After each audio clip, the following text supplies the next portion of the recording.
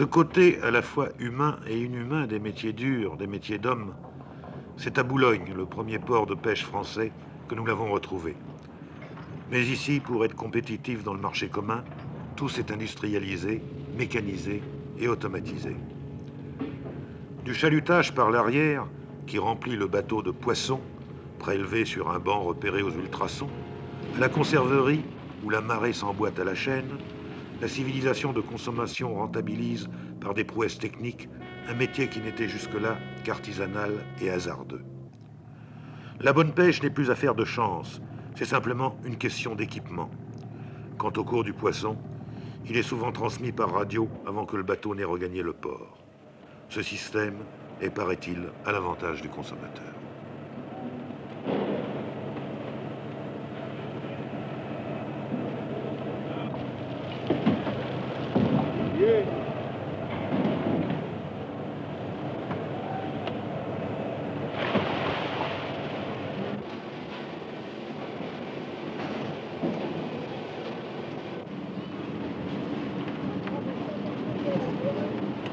Et que devient la pêche artisanale dans tout cela?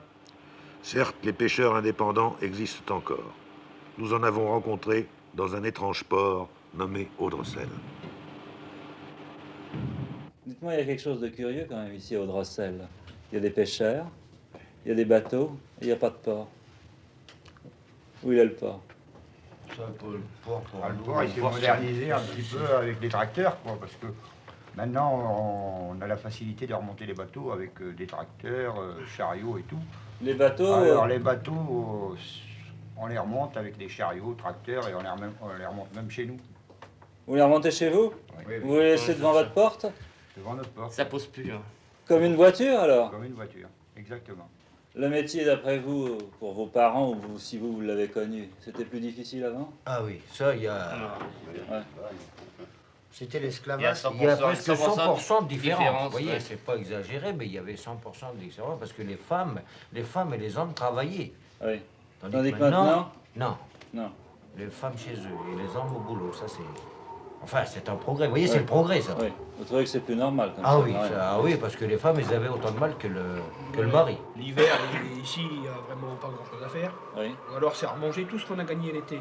Alors donc, pour pas toujours être au même résultat, je vais faire 2 mois quoi, sur les gros chalutiers. Et puis, à Pâques, au mois d'avril, on reprend la pêche. Mais si c'était à choisir, vous préférez quand même travailler oui, sur... parce que ça ne paye pas. Enfin, ça paye, disons, ça dépend des moments. Mais là, j'ai été embarqué sur un bateau de graveline. La première marée, j'ai gagné 80 000 anciens francs Oui. pour une marée d'une semaine. Et les 2 autres semaines d'après, j'en ai fait juste pour les frais, quoi. Oui, c'est ça. Alors, C'est pas c'est sûr. malheureux de travailler jour et nuit sur le pont, des 24-48 heures sans fermer l'œil. Et avec attention, parce que c'est pas toujours calme plat. Il faut y aller pour voir ce qui se passe.